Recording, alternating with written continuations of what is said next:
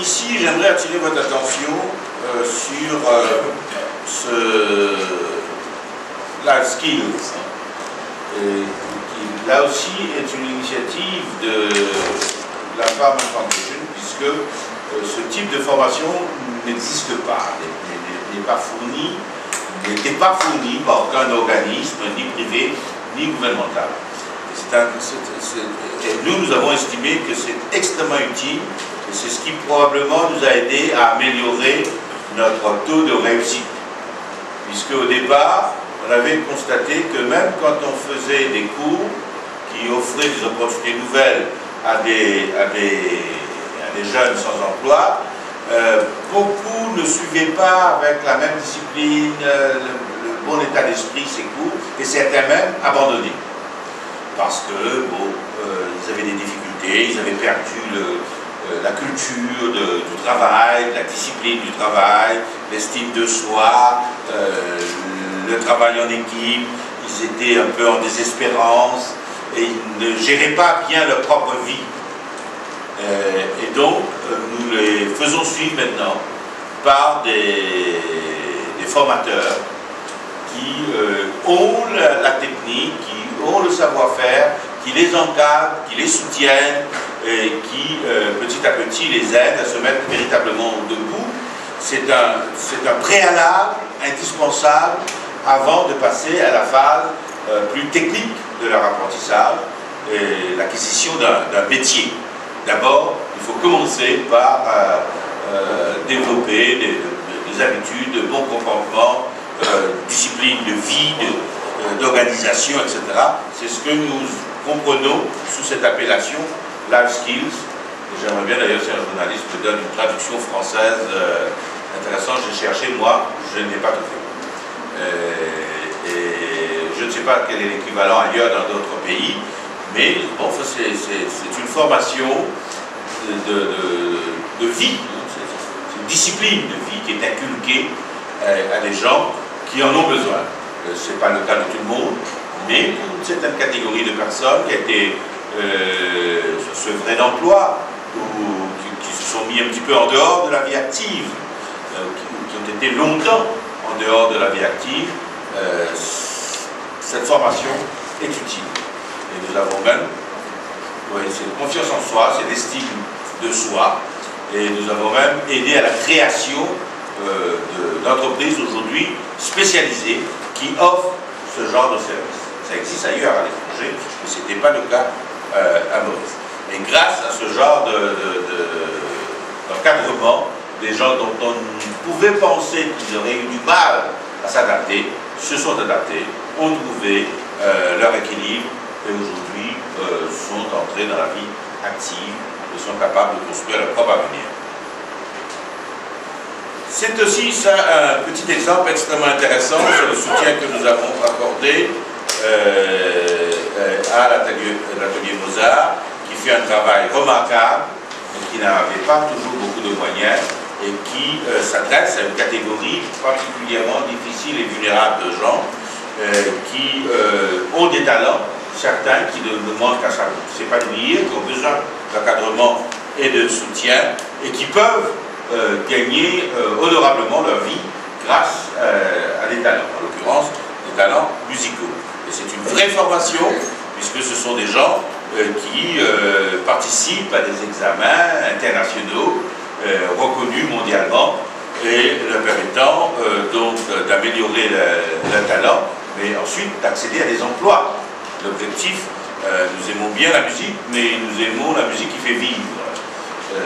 Donc là, c'est des gens qui finalement gagnent leur vie dans les hôtels notamment.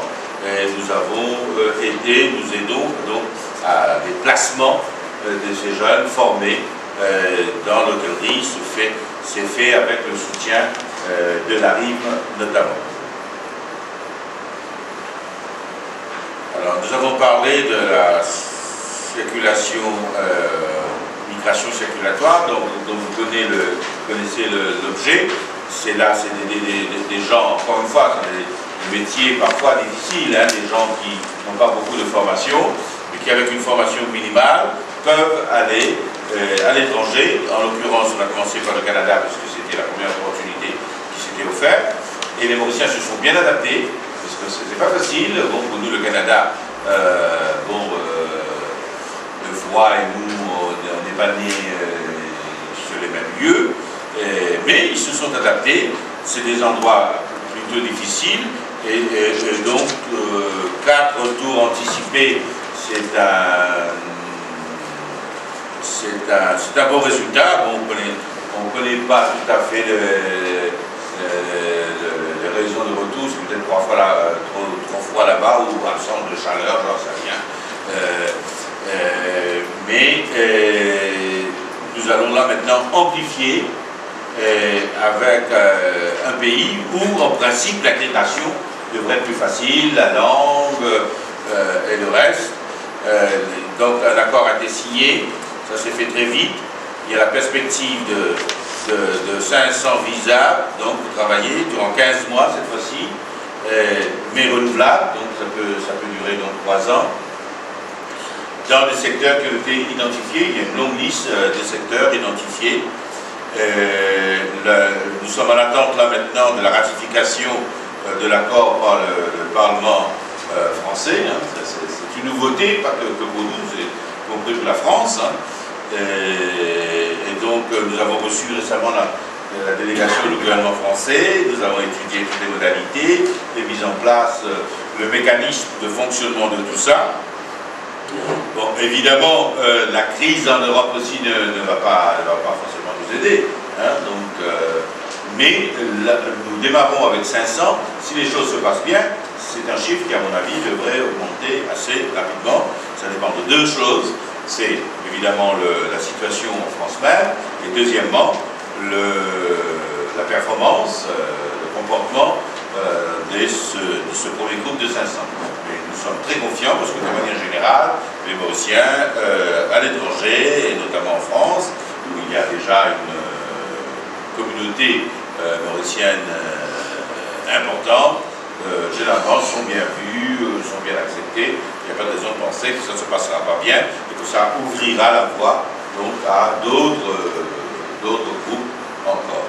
On augmentera éventuellement ce nombre-là. J'ai trouvé la délégation française dans d'excellentes dispositions à l'égard de Maurice.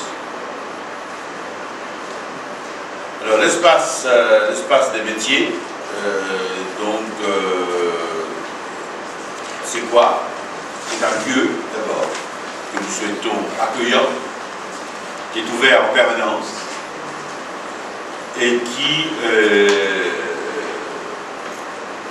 permet de recevoir toute personne, jeune, moins jeune, qui travaille ou qui ne travaille pas, qui veut chercher un job, qui veut orienter sa carrière professionnelle, qui cherche de l'information sur les possibilités de formation, qui cherche de l'information sur les possibilités d'emploi existants et qui donc va pouvoir offrir de l'information et du conseil. Nous avons déjà identifié le directeur. Bon, il y a eu un appel de candidature, le directeur a été sélectionné par nous, mais comme le contrat n'est pas encore signé, nous n'annonçons pas son nom tout de suite. Nous faisons à l'heure actuelle la sélection des conseillers, premier groupe de conseillers. Donc c'est des gens qui doivent avoir une capacité d'écoute, qui doivent connaître la réalité du terrain et doivent pouvoir communiquer, encadrer et conseiller tous ceux qui viendront solliciter leur conseil.